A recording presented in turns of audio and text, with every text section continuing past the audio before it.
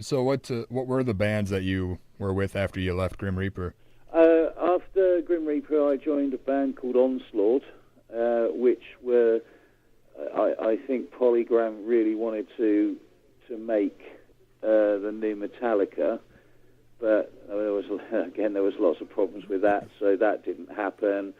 A year after that, then I formed a band called Lionheart, which was more really in my vein. It was a bit, I suppose, well, it was blues-based rock, a bit like Whitesnake sort of thing. And we did quite well with that, actually, all over the world. It never got released in the States, so not many people know about the four albums, three albums that we did. No, four albums that we did with Lionheart. That was really good stuff. I enjoyed that. We did really well with it in Europe and Japan. And then after that, I just formed a band under my own name, which I've been doing for a while. And now it's basically back to Steve Grimmett's Grim Reaper. And I'm touring all over the place with that still. It's mainly all over Europe. I'm off to Brazil in November. And I'm going to Australia in January with that setup, so it's good. I don't seem to be able to get anything going in the States, because I've actually got another band in the States out there. I've got a band called Grimstein.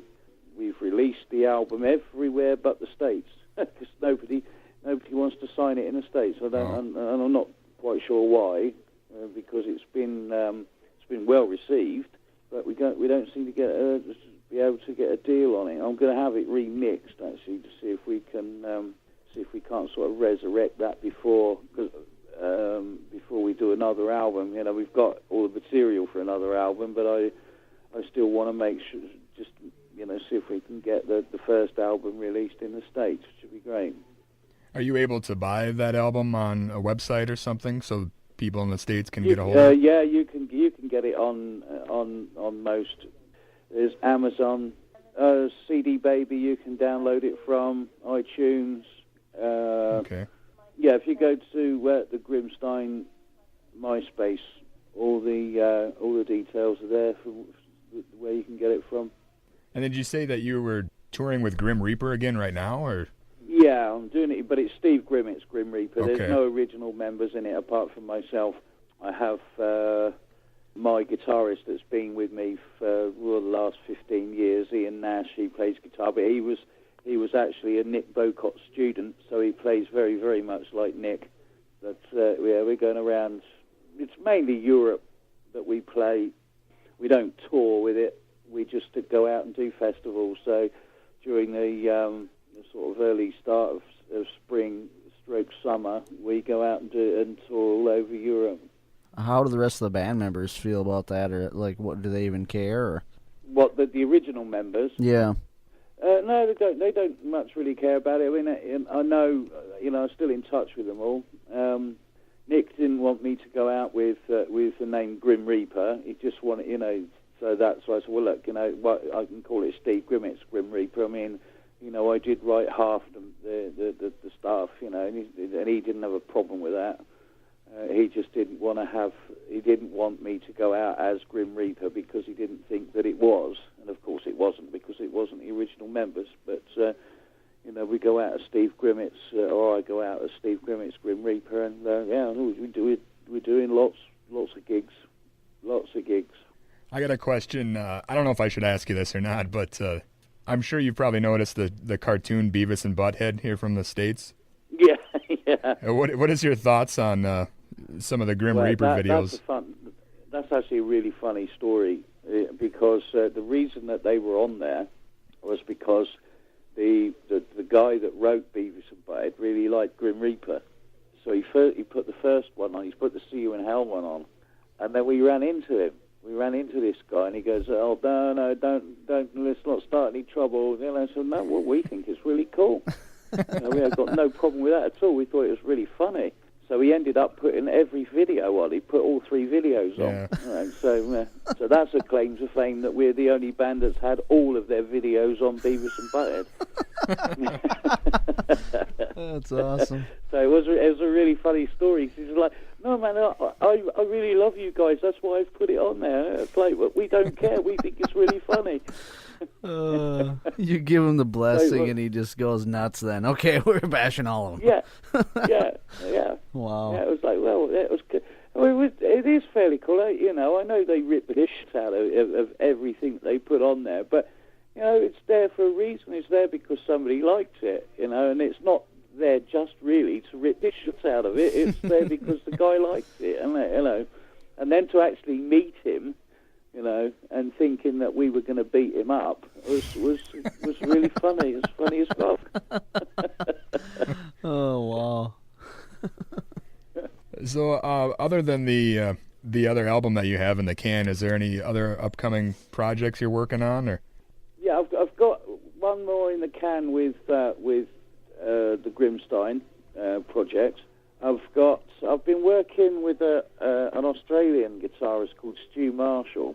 He's an absolutely phenomenal guitarist. I mean, it's a shame the guy's never made it outside of Australia. But he's an award-winning guitarist in Australia as well. And he got in touch with me some time ago now and said, look, I've put this project together called Empires of Eden. And he's put, basically what he's done, he wrote 8 songs and picked 8 singers that he wanted to do a track and said, look, what I will do, I'll supply you the track. You come up with the vocals and the melodies for the vocals, and then we'll split it down the middle. And what I'm going to do is put these together and make an album called Empires of Eden. So I said, well, great, I like that idea. So I've done one, and so I've done some other writing with Stu Marshall, because the guy's just absolutely phenomenal, and I really love working with the guy. So that's, I think, being released shortly. I'm not sure when it's coming out in the States, but you should look out for it. That's on MySpace as well, Empires of Eden. Okay. And I think there's some short blasts of stuff there as well. So, but I'm sure it's pretty much due for release any time now, and it's getting some rave reviews, especially in Europe. And it's a good album. So yeah, I've been doing that. I've got some more songs to do with him. I don't know what we're going to do with those yet, but I'm planning on releasing, I've got to record it first, but I'm thinking about doing a live Grim Reaper album to release probably sometime next year. Okay. So that's what I'm up to, but you just never know what happens, just things come out of the woodwork. So, it's just things that come in. I'm doing more work now, would you believe, than I did when I was actually, the original lineup. So, I'm going to more places in the world than I've ever been. But you never know. I think I'm maybe going to Argentina and Chile at some point. Yeah, so it's just, like I say, I'm going to more countries and doing more things than I did when I was actually doing the Grim Reaper thing. But the funniest thing is that the kids that are coming to the shows are actually younger than the songs I'm playing. And that's weird. Yeah. And that is really, really weird. And they're coming up to me with the original releases of the vinyl stuff for me to get them to sign it. And that's so weird, it's unreal. And I'm looking at it, I'm looking at them and I say, is this your dad's album? Or what, It's like, no, I'm really into Grim Reaper, and it's just so weird. It's weird. So, so I'm enjoying it at the moment. It's really good. It's really good. I'm definitely enjoying what I'm doing. Yeah, it sounds like you got a lot of stuff going on. Oh, I do, yeah. Do you have any parting words for us? Yeah, because you guys are from Minnesota, aren't you? Yeah. Yeah, we are planning to do some work. Planning to do some work in the States, whether it's a full tour or whether it's just a few dates around the tri-state area. But we're definitely going to do one in Minnesota. Where, I don't know yet, but I want to do it. You should check the album out, actually, because it's just a good album. That I'm bound to say that anyway, aren't I? But it's fresh for me, and it's an unknown guitarist. Steve Stein, and he's another phenomenal guitarist, you know, and a real nice guy too. And so the rest of the band, you know. But it's a good album, I think. Well, I think so anyway. And it got some critical acclaim. It's just for some unknown reason we can't get it signed in the States. So I'm going to remix it and see what happens. We'll be looking out for you. Cool, excellent. All right, well, thanks a lot for talking with us. Well, no problem. No, thank you for taking the time out to talk to an old guy. All right, hopefully we'll see you when you play in Minnesota. Yeah, check it out. Yeah, definitely. Because there's a Grimstein MySpace as well. So just keep an eye out. I'm not sure when it's going to happen, but it definitely is going to happen. We're gonna do, because we did one gig in Fargo, at a place called Rick's Bar, and we packed it out, and it was a fantastic. It took me back to the 80s where everybody was like really up for it, and we sold every bit of merchandise we had and all the rest of it, and it was a great time. So I can't wait to repeat it. So, like I say, we want to do a few more. So, just keep checking it out, and we'll be out there, and it'd be great to meet you guys. All right, sounds good. Thanks a lot. Take it easy. Yeah, nice you too. talking to you. Thank you. Yeah, bye. Okay, take care. Bye.